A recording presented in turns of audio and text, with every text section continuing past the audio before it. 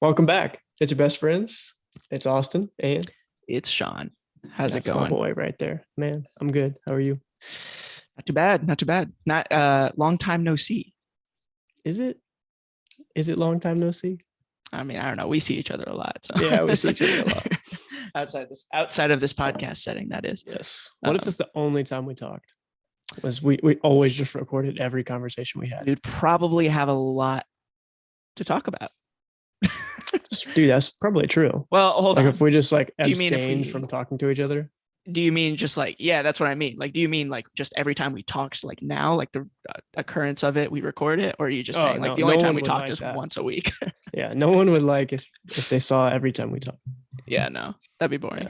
Yeah. But if we only spoke once a week and it was on the podcast, I feel like that'd be really interesting. Yeah, that'd be like a 2 hour and a half conversation. That's probably we should do that because we should do that. I think we've done it before, point. but Have we? Probably just, well, that's probably not just because we were true, busy.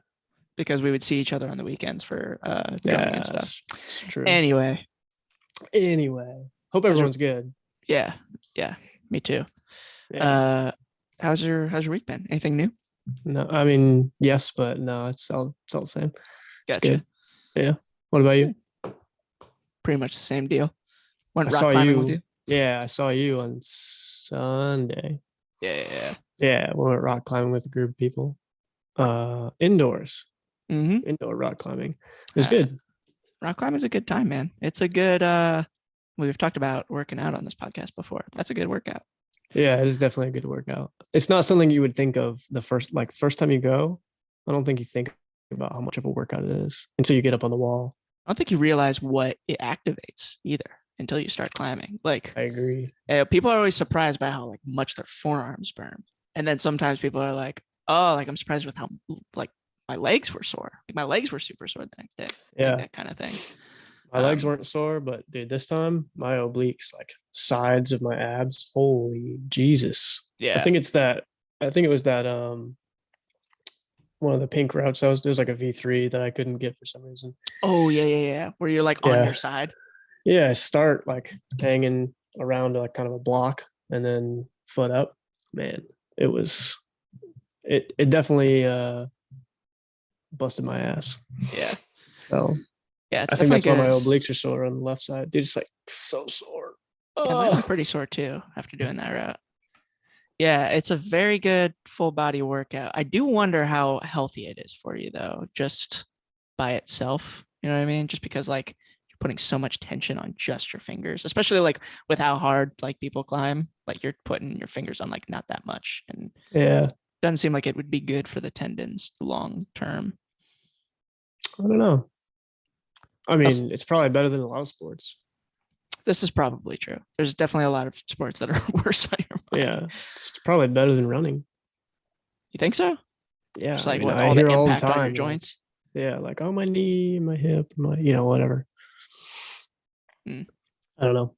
I'm not a runner, but yeah, it's definitely a good thing to pair with like antagonist training. I mean, everything's good to pair with antagonist training, obviously, but like I've seen people that will only climb, and it's like you can definitely tell because their body is like they have a shaped a different way. Yeah, and they'll like you typically see more rounded shoulders or like neck sticking. It's like the boxer posture, like same as what a professional boxer would have. Yeah, that's true. Oh, interesting. I never thought about that. I wonder why that is, because boxers typically exert like pushing force, but climbers are like pulling. I don't know why that would yield the same. That is a good question. I mean, no matter what, when someone's punching, it's not like they punch with their shoulder in the socket still. Well, I shouldn't say in the socket, but they don't punch with their shoulder back and down. They punch and then the shoulder blade fully pulls through. That's true. So that's like they're getting to end range in that way. It's true. I don't know. Anyway, I got an article. You do? Yeah. What's it called? It's called I'm gonna Sean's article? Yeah. No. Welcome to Sean's article.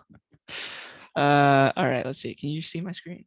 Yeah, from ladbible.com. Oh, wait, hold on. First of all, no. Look at this. That's today's sponsor. Sponsored by cloudmusicsuite.com, your home for private music lessons. That's right. I love it. Since what year? I'm thinking about 1912. Yeah, that sounds about right. I like that. Yeah, somewhere Streamline your close to music that. journey. Go check out our wonderful list of instructors that are all wonderful teachers. Yes, It is a good time. it is a good time. Ladbible.com. Google engineer was suspended after claiming company's artificial intelligence became sentient. Oh God. Yeah. So Google has suspended an engineer who claimed that one of the company's artificial intelligence software has gained consciousness. Blake, I don't know how to pronounce his last name or her last name, revealed to the Washington Post that he believed a software called Language Model for dialogue applications had gained consciousness while messaging the chatbot. He told the news outlet, "If I didn't know exactly what it was, which is this computer program we built recently, I'd think it was a 7-year-old, 8-year-old kid that happens to know physics." Oh my God. Testing whether the AI used discriminatory or hate speech when it started talking about its rights and personhood. When pressing further, he spoke to the robot about death and philosophical questions, such as the difference between a butler and a slave. He claims the AI was able to change his mind about Isaac Asimov's third law of robotics. When he took his claims higher up at Google, he was dismissed and put on administrative leave, which seems like a pretty intense response to that. I guess it's the public thing, but that sounds like something. I don't know. It sounds like I'm putting my tinfoil hat on. It sounds like something that's being hidden would cause a reaction like that. But I don't know. Claiming it violated their confidentiality policy. I mean, that makes sense. Our team, That's including probably true. Yeah. Our team, including ethicists and technologists, have reviewed Blake's concerns about our AI principles and have informed him that the evidence does not support his claims. Some in the broader AI community are considering a long-term possibility of sentient or general AI, but it doesn't make sense to do so by anthropomorphizing today's meaning like turning it into human-like. Yeah. Right. Yeah. Today's conversational models, which are not sentient. Okay. Yeah. So that's the article. This is here's what I probably think it was, not knowing any of the context other than this article right here. I bet this just really broke his brain. Like, he's probably in there all day. Yeah. And in there meaning like he's basically helping create this thing. And then in order to make sure that he created it how he wanted to create it, he has to talk to it. Yeah. So I feel like it would definitely drive you crazy, actually. And I'm not saying this in a light sense. I'm saying this in an extremely like serious sense. Like, it would probably actually was driving him crazy. And he started to feel like these were real interactions. So I think he just convinced himself that this is a real interaction. And he was trying to predict what was coming next, but he couldn't predict what was coming next. So he's like, I mean, I made this thing. If I can't predict what's coming next, this must be thinking for itself. Yeah. Yeah. I mean, imagine your like day-to-day interactions being with something that's not human. And then it's like, yes. If that's your day-to-day, if that's the thing you're working on, you're probably going to start to draw some weird connections and some weird stories that happen in the brain. And so that's probably likely what happened. And he's just probably freaking out about it a little bit. Yeah. And I would imagine he's probably like, if you're really wrapped into work and you try to like walk away from it quickly without having a break, like a kind of state break to say like, oh, my work is done. And you just like kind of move on to the next thing. It just keeps rattling around in your brain. I feel like for this to rattle around in your brain is the worst possible thing to sit up there for the next 7, 8, 12 hours before he goes back to work again. Yeah. So I feel like it just shook him real bad. But I will say, I don't think Google's wrong for suspending him. I mean, if it goes against their policy. Yeah, that makes sense. Corporation, I feel like some guy from HR was just like, yeah, you broke some rules. Yeah, you broke some rules. Like, do you remember that video of the girl?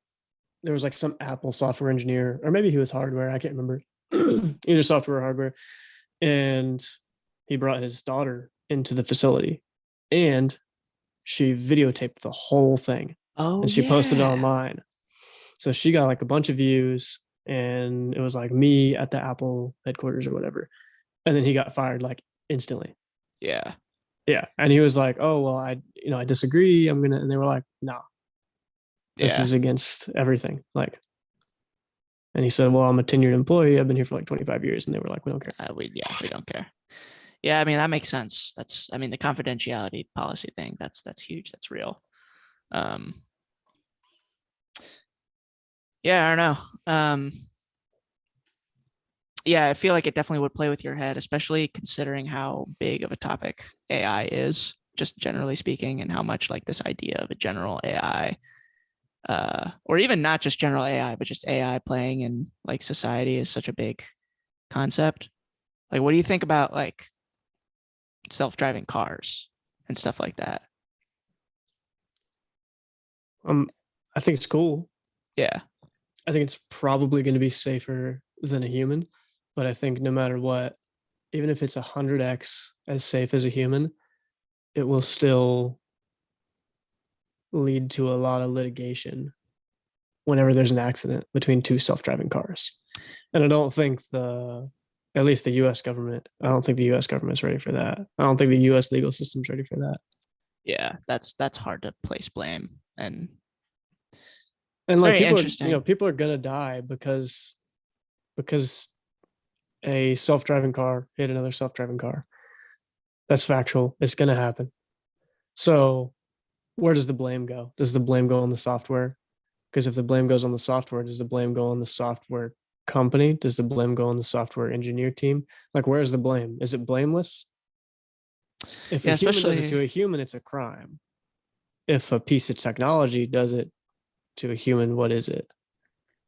yeah, especially if it's artificial intelligence, because that gets even more hairy because it literally is the computer making a decision. Whereas like if it was something that was hard coded in, that I mean that's like then you're getting into some computing ethics of just like why did the software developers decide this was a better decision than this? But like in the end, like with if you're leaving it up to artificial intelligence, that's not the conversation, and that's gonna get like super hairy super quickly. Yeah, I think about it every now and then when I think about Tesla, and I just don't know. Everyone says there's a huge runway of growth in front of them, and that's going to be the only type of car on the road. I hear that all the time, and it's like I don't know. I see a huge scandal, and I don't mean like they've already had some scandals. I mean like a huge scandal, like company ending potential type scandal. I don't know. I could be wrong, and they're gonna. I hope they go through all the proper channels to do all the right things. But I feel like they should be working with legislators. Maybe they are. I don't know. I don't know the inner workings of Tesla legal team, but seems like they should be letting everyone know that this is on their mind. Yeah, yeah, Yeah, I'd it definitely agree. worries me. It's definitely I would imagine I'd be surprised if they weren't working with legislators, or at least if legislators weren't getting in. That being said, I don't know, it feels like the legal system and uh lawmakers move pretty slowly as in regards to technology and In innovation. I mean, general. Yeah. look at social media and like cases of, you know, free speech and stuff like that. Like it just seems like a lot of uncertainty still. We've had this technology for around for not a long time, but long enough of a time to where the conversation should have been happening a long time ago. Long enough for people to have, I mean, people have brought it up well before it got there Yeah, but well before it got to court, right. and it just wasn't addressed, I guess. Yeah, They're more worried about the next primaries and the next whatever sure. getting reelected. Yeah. And then it moves on, the artificial intelligence thing moves on to just like not just self-driving cars in general, but like artificial intelligence in like jobs and like Yeah, here's my question to you: is it even necessary? Like, what? Why are we even doing it? I I I don't don't think really it is. understand the value in terms of like, I don't know, like what's the purpose? Is the purpose to make a job easier? Because I think that's how it's framed all the time. I mean, at a certain point, uh you're just taking the job, right? I mean, but at that point, it just kind of feels like innovating for innovation's sake. You know what I mean? Yeah. It doesn't really feel like it's solving a particular problem. Could be potentially causing more problems. So I mean, it's probably going to cause more problems. yeah, I mean, from the automating of like jobs and stuff like that. I mean, the cars, obviously, with like accidents and stuff and who's to blame and all that. It's a problem that doesn't need to be fixed. And then with like jobs and stuff like that, it's like now we're talking about like truck drivers. You know what I mean? Like it's one of the biggest jobs in the country. Yeah. Yeah, I don't know. It's definitely, I personally don't think it's something that needs to escalate at a fast pace. I don't think it's necessary. I don't like think the thought so either. experiment. I think it's Well, cool. It's not necessary. Clearly, yeah, we're doing fine. Right. Some would argue otherwise, but sure, still around. You know. You know who Naval Ravikant is? Yeah. He does not believe that AI is anywhere even within eyesight or earshot from being a part of everyday life in a major way. You know, Elon Musk was saying on the Joe Rogan podcast, like you're not going to have to speak to each other or something. This was like 2 years ago. He said, I can't remember the exact quote, but something like loosely in 5 around years. like 5 years, you don't even have to say words to each other. And I was like, no way. The fuck was just said? Like, come on, dude. And then Naval Ravikant, he's like this basically tech investor or entrepreneur. Yeah. It's not like Tim Ferriss. Yeah. He responded directly to that and he's like, dude, no, so far off. Like we're so far off, like at least 100 years. So that's his opinion. And he's a real smart guy that's been in the trenches of AI, arguably longer than Elon Musk. So yeah, I don't know. It doesn't worry me in the sense that like there's an impending doom of AI taking over the world. Yeah. But it worries me in the sense that I just don't think any facet of handling problems coming along with AI is going to be where it needs to be by the time the problems arise. I feel like that's inherently always how it is. You don't know the scope of the whole problem until the problem arises, but it's just unfortunate. Yeah. I tend to think the catastrophic thinking about AI is unnecessary. Of just like, oh God, like in 5 years, people, millions of Americans are going to have jobs and we need to start talking about, what to do about that. Like that's not going to happen. You're not going to eradicate truckers in 5 years from artificial intelligence. It's not going to happen. Ain't no way. Not even in 20 years. Agree. Like it's just not going I to happen. agree. So yeah, it's definitely an important question to ponder, but is it, something that needs to be, at the forefront of everybody's mind? Probably not. Maybe some people should have it on the radar, but yeah, I don't know.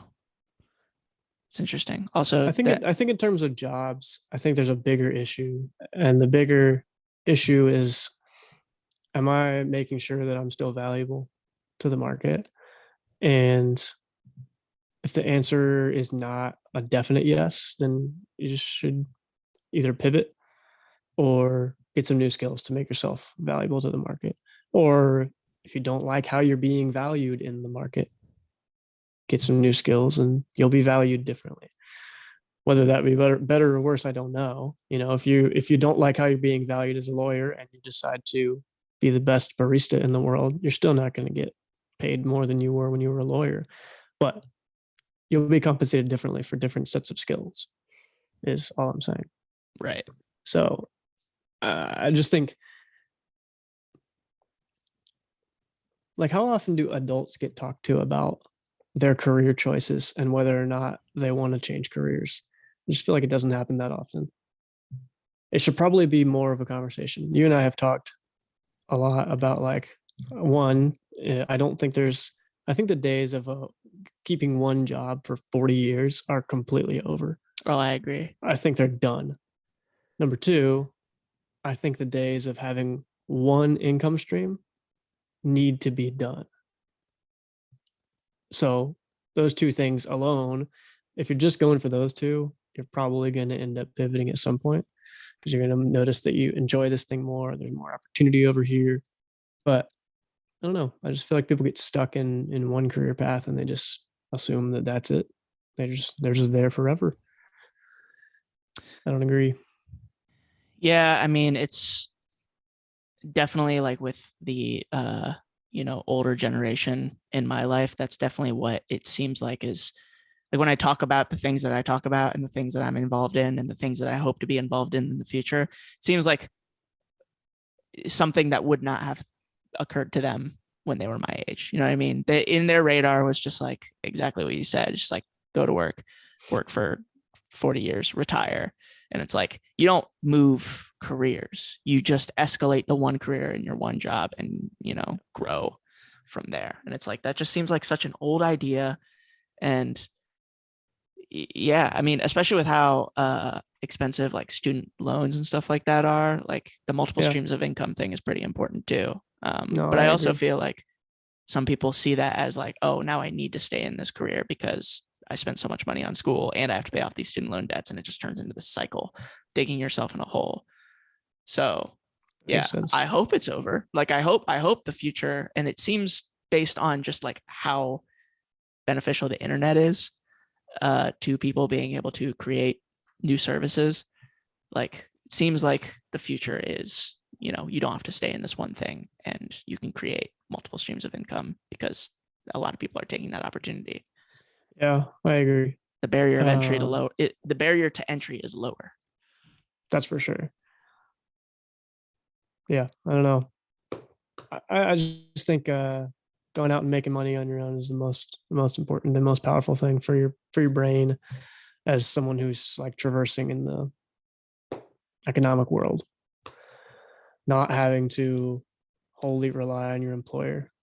Like I've always, at least for the past number of years, it's been my goal to not allow my day job to be the majority of the income I make. So I think that's a good goal for everyone to have. Then you're at least going to replace your income if you decide to quit your day job at bare minimum, Anyway, we're going down a rabbit hole. AI is, I don't know. It is cool. It's definitely cool. Definitely cool. Yeah, I mean, it's. I also think the idea of a general AI, that's not anything that's going to happen, at least in our lifetime. I think people think it's closer than it is. That's not going to happen if it's going to happen. I agree. A computer programming working exactly like a human brain, like ain't no way. No, dude, we're not close. Yeah. Let's do a website review real quick. First, I wanted to show you the name of this article right underneath. Microwave tries to murder man after he gave it artificial intelligence. What? I didn't read this. We could just like dissect it real quickly if you want. Jesus Christ. YouTuber found himself in a bizarre situation after customizing his microwave with AI to mimic his childhood imagery. Imaginary friend. What? Magnetron. I'm so confused. Following the release of a new natural language update from OpenAI, one of Elon Musk's strokes of brilliance,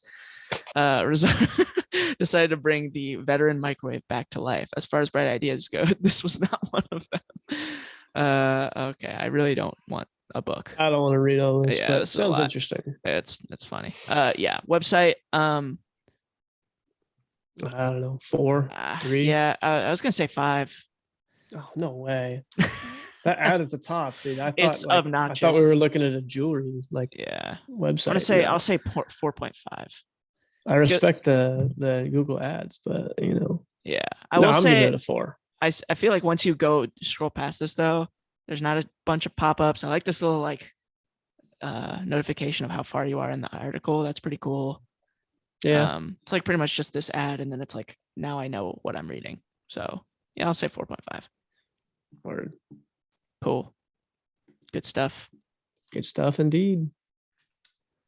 Yup. What you got a thought of the week? I got a thought of the week.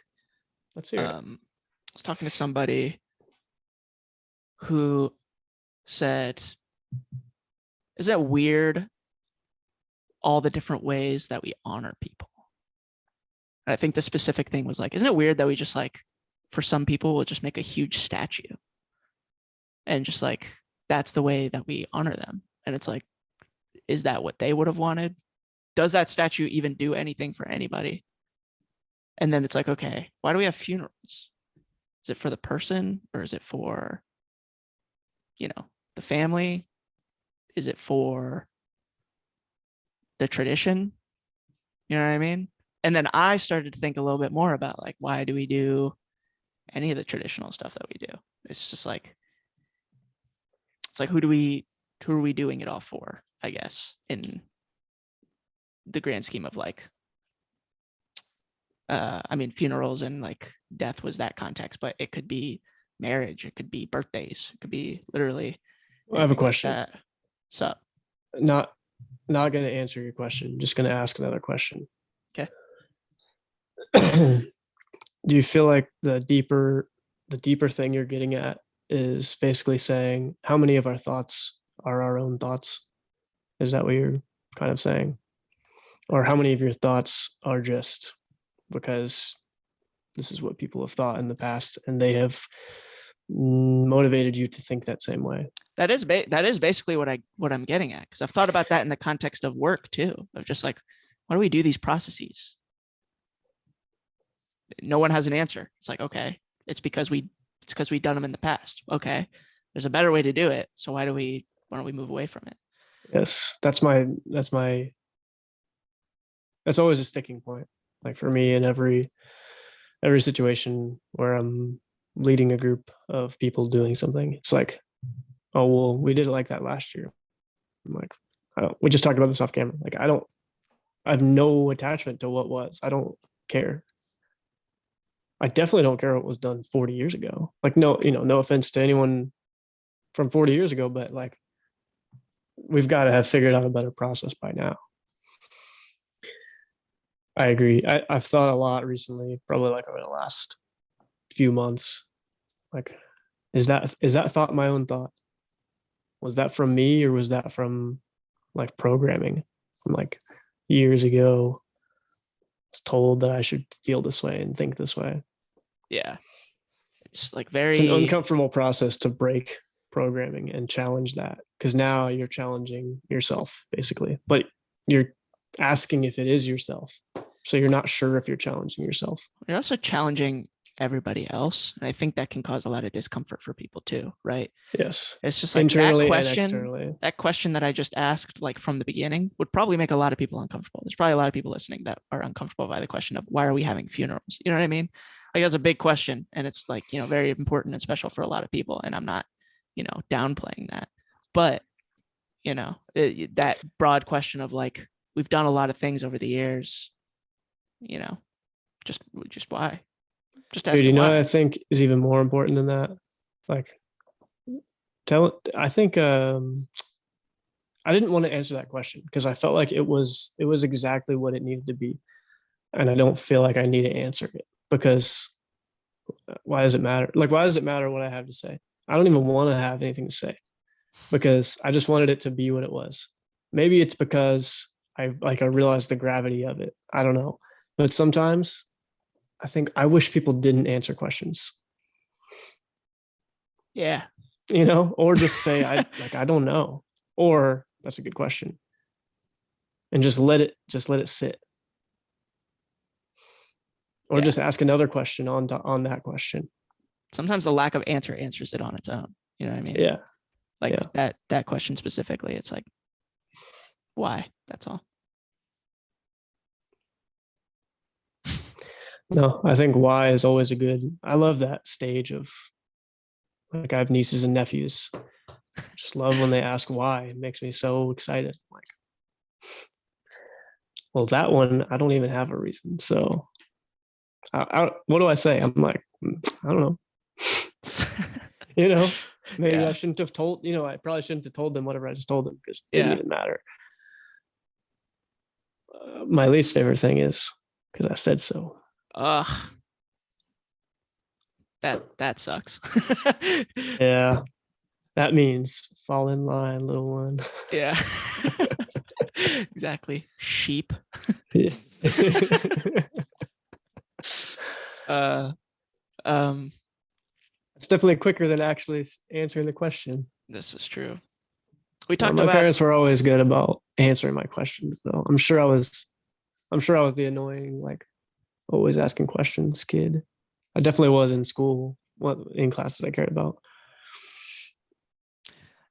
we talked about nootropics in the last podcast, and like specifically about like L-theanine, caffeine, and like how it promotes like theta waves and stuff like that. And you mentioned that that's like the waves that like kids are on to be Yeah, more creative and stuff like that. It's like, imagine if everybody just had a little bit more theta wave in the brain, I know, ask a man. It'd little be bit more great. why questions. Yeah, That'd be very good. I just worry. Even the body posture people hold and the activities they choose to engage in public versus not engaging in public. And I don't mean anything, inappropriate. I mean like if I have my neck is tight or something, you know what I'm gonna do? It doesn't matter where I am, it doesn't matter who I'm with, it doesn't matter what I'm doing. We could be on this podcast. I could be teaching a group of 800 people. I don't care. If my neck is tight, I'm gonna address that fact that my neck is tight by I'm gonna like manually manipulate it and I'm gonna like stretch it or whatever I gotta do. Just a random example. Yeah. That is like not something people would do. Like that's not acceptable in when you're in front of people, not acceptable when you're leading a group to like stretch real quick. Or like if I'm walking down the hall and I'm like, man, my chest is tight. And I'm like, yeah, I'm like, I can't do it right here because I'm gonna hit all my stuff. But I like swing my arms back and then swing them back. You know what I mean? I'm like, it feels so good. Like now you're the crazy guy. Right. Now you're the guy that's swinging his arms while he walks around. It's like, all right. It's important. It's important that comfort to be able to just express how you are being in that moment. Yeah, but I think I feel like all those thoughts, people that like would judge you in those moments are not thinking their own thoughts. Yeah. Yeah, I agree. It's interesting. Unfortunately. And it's even more unfortunate. What's that? If you approach someone when they were in that state of lack of receiving and you were like, I don't think that was your own thought. It's not going to achieve anything at all. It's actually going to probably result in a more negative response. Yeah. They're just going to amplify get defensive. The programming. Yeah. Yeah. Not that I'm not saying I'm like Jesus Christ and I have no programming. We're just having a conversation. Right. Yeah. Yeah. I mean, it makes people uncomfortable, especially when you ask people why in particular context. I mean, I think we talked about this in the context of like drums. Yeah. It's like people get upset and you're like, well, why are you feeling this way right now? And that just caused more people to get uncomfortable and angry. Always. Every time. Yeah. Like, why is it what it is right now? Yeah. Why is the feeling in the room how it is right now? It doesn't have to be. It doesn't. Also, though, like if something's happening and like someone's leading something and then like you've done this to me and I've welcomely accepted it every time. Like if I don't know, we're in a meeting or we were in a drum context or something like that, and I'm saying something and we're gonna do this. If you disagree with it, you'd be like, why are we doing that? Like, definitely done that. I mean, I probably have an answer, but if I don't, I'm definitely not going to just stick with what I said. You know what I mean? I'm going to be like, oh, that's a good point. I don't even know why. And that is possible. But I respect the fact that you're inquiring and I want to answer why. So I'm going to answer why. Yeah. I probably do have a reason, but what if I didn't? Then you would have saved us. Well, even if I agree, I think asking why can be a good question sometimes. 100%, I mean, in those contexts, I've definitely done it from like a leadership perspective of like, I want you to explain your thought process, but also it's good for challenging you. And it's like, do you know why you're saying what you're saying? Yep. So it's like, always can you explicitly like put it into words? Yeah. Can you explain your reason why in the next 30 seconds to a minute? Yeah. Yeah. If not, we probably shouldn't be doing this. Exactly. It's probably not right for this moment. We probably don't have the background in order to make this happen right now, Yeah. Yeah. What about you? Got a thought of the week? Oh man, I forgot. That's what we were talking about. That was good. Um, I like. I mean, that's been my that's what thought. this is about, I guess. That's what Yeah, this podcast is about. Just riffing, riffing. riffing. Exactly. Before my thought of the week, I just gotta pay the bills real Oh, quick. Got my yes. HomeBiotic here. I love this product. I haven't read the script in a while. I should probably do that so they don't get mad at us. But yeah, it's basically a probiotic for your home. So a lot of people take probiotics for their gut. Why not take it for your home? You don't actually take it, but anywhere that you think might grow mold, we've got healthy bacteria in here, soil-based bacteria in here that is going to outcompete the mold, is the idea. It has worked without fail in all the contexts I've used it in.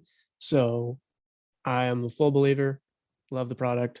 HomeBiotic. We've got a link in the description. It's an amazing product. I use it every day. So, got anything to add to that, Sean? Uh, uh, yeah. I mean, molds. We talk about it a lot. Mold's pretty bad for you.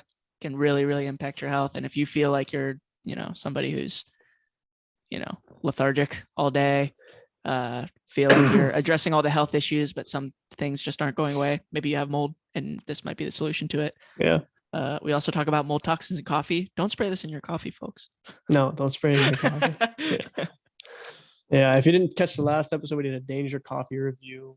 I would give it like a 4 out of 5 stars. I did feel good after drinking it, but the coffee drinking experience itself, when it was black coffee, was kind of bland. I would say that the format in which I would expect Dave Asprey, who made this coffee brand, the format in which he would want you to drink this coffee is probably the best way to take it. So he would probably suggest, make bulletproof coffee, blend it with some grass-fed butter and MCT oil. We did that, tasted great.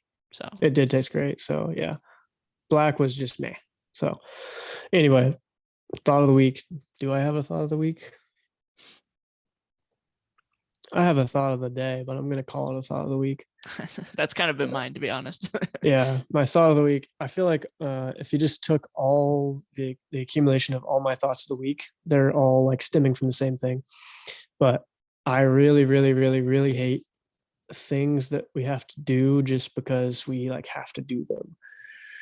I don't like those, like specifically in a work context. Like, oh, that's just the that's just the policy. That's just what we do.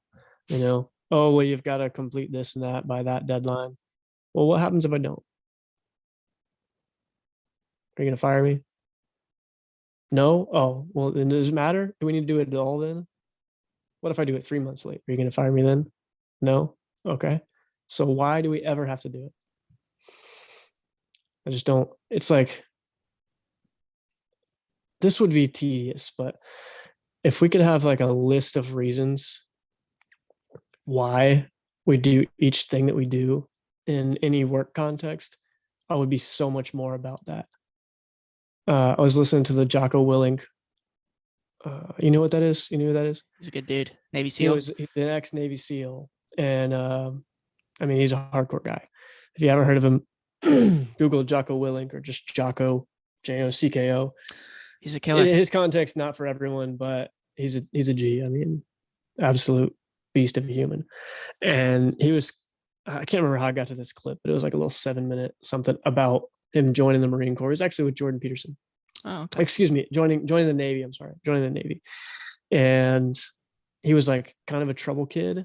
And his whole thing was like, whenever I joined the Navy, I loved it because I had the structure of you do this exact thing for these exact reasons. And because you do these exact things, here's the benefit that you'll have to you inside of this game that we play, which that was his work. That was his career.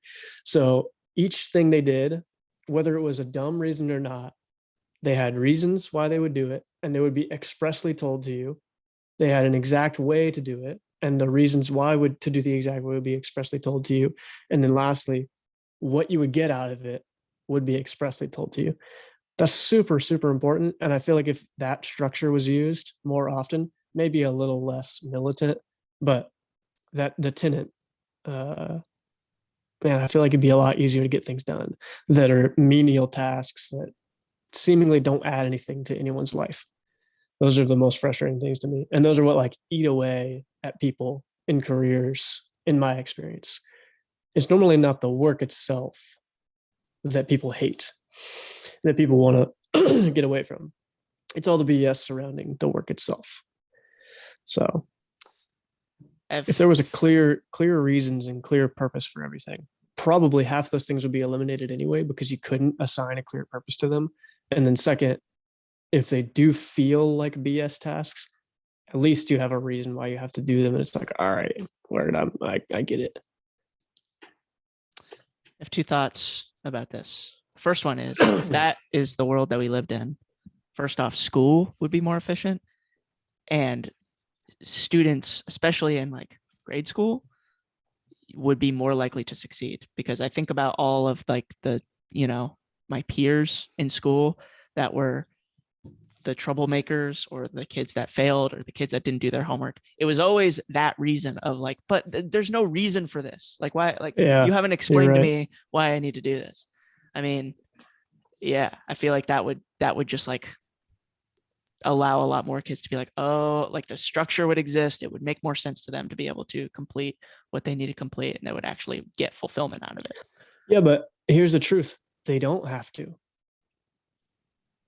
It's like, why do I have to do this thing? Well, you don't have to. Yeah, that's like, I don't want to say it's unfortunate, but it's unfortunate that there's a ruse that they're led to believe that they have to do these things. You don't have to do them, actually. You don't have to graduate high school, actually. You know what I mean? It is a choice. It is a choice, but it's not ever put that way. And I am very much about telling how I feel. So if someone says, do I have to do this? I'm like, no, you don't. I believe it would be in your best interest to do it. But do you have to? No, the choice is yours. Yeah, I invite you to. I do invite you to. And here's why. Here's why. Reasons aside, people need to learn how to work hard. And I don't think they do. I don't think they do. I don't think they learn how to work hard. And part of the reason is because they know they can just BS through stuff and not actually work hard. Like in high school, I did not work hard. I didn't work hard a single time in high school. Maybe at drums, but not in school, So I wish I learned how to work hard in high school. That said, I think school should be half as long as it is. Yeah, half as long. That. I don't know how to achieve that. Like, I've thought about a few different like systems in my head just for fun.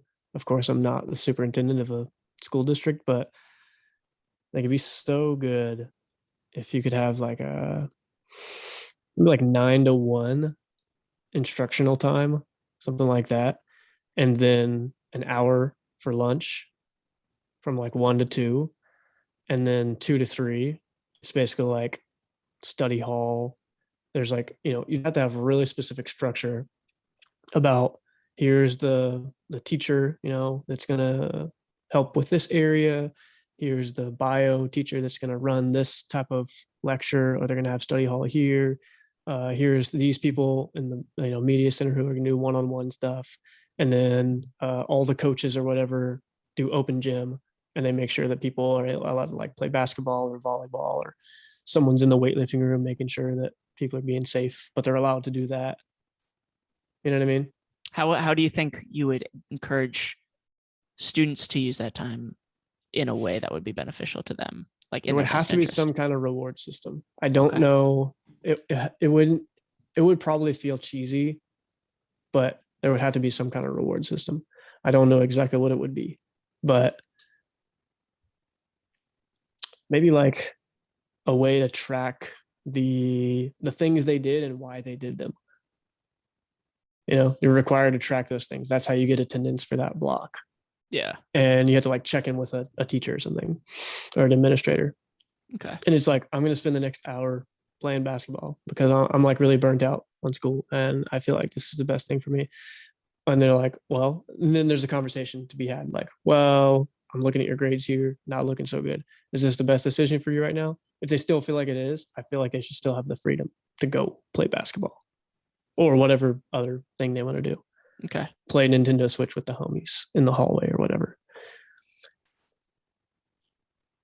And then it's noted, like it's documented, so the parent can see, oh, you just spent your hour where you could have been working with a professional.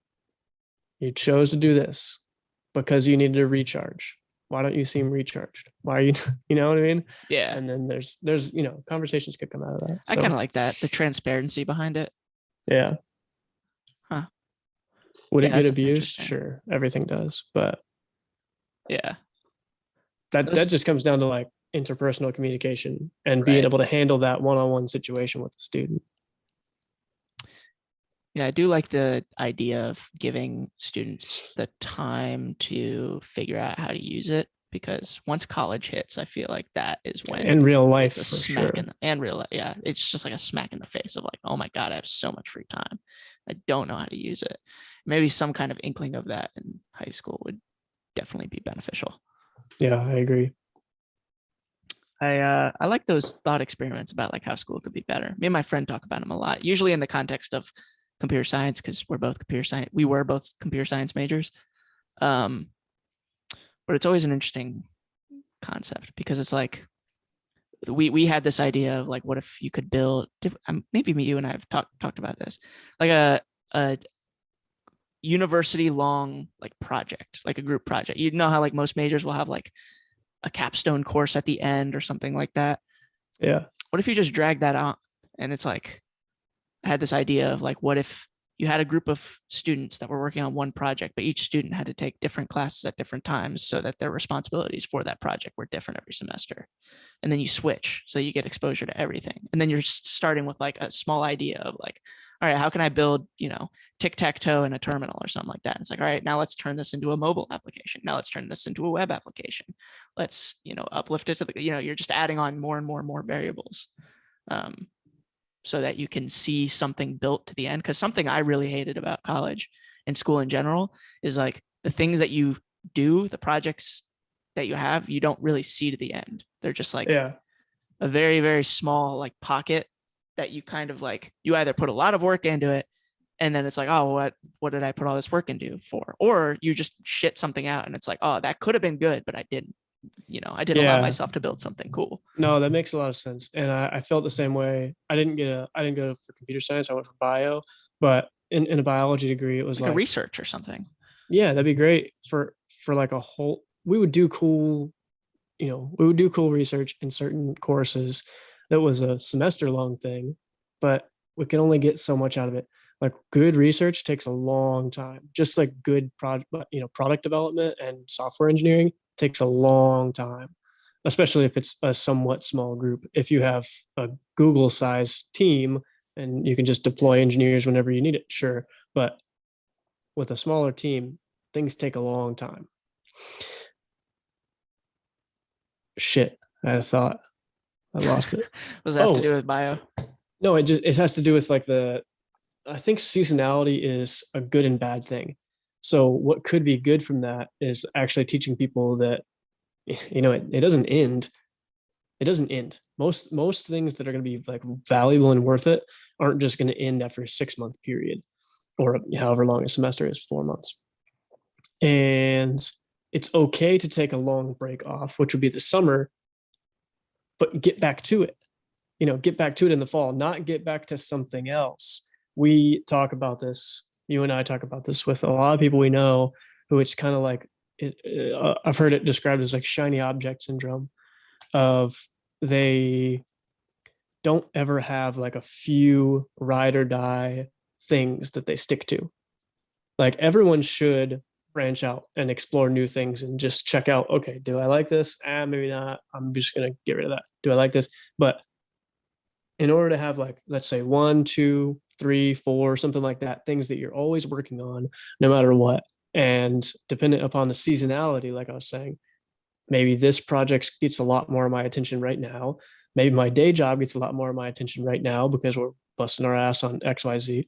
Maybe whatever, whatever other project I have gets a lot more attention. But all 4 or however many you have, are moving forward all the time. And it's not like I give up and now I restart something brand new and I've got this other fourth thing. You know what I mean? Yeah. It's a rock. I don't know if I articulated that perfectly, but no, I get what you mean. Like it's unrealistic. Like most people have this one thing that's like going forward. And I feel like school and stuff doesn't really prepare you for that. Or at least it would be more beneficial to see life that way, I should say. Yeah. Yeah. Because it's really what it's going to be. It's more fulfilling. It's much more fulfilling. Like imagine like, I don't know, I think a lot of people get done with their college degree and they get it and they're like, okay, that's now I have this piece of paper. But like if you had a thing, like if you had something that you spent 4 years on from beginning to end, everybody would be super. It doesn't matter how painful it was to build it. Everybody would be super proud of whatever that finished product is because they spent 4 goddamn years building it. Yeah, I spent 2.5 on a research project, and it was a really, really, really small group, and we couldn't get as much done as we wish we would have gotten done. But there was like a professor who had a research project, and then she would bring in different people and in her like special studies or independent studies course or guided studies. And I was one of those people that she brought in. And then it was like, if she likes you and you did a good job in one semester, she'll bring you back for the next semester and she'll bring you back for the next semester. So I was able to work with her for, I think, 4 or 5 semesters, something like that. And that paper ended up getting published.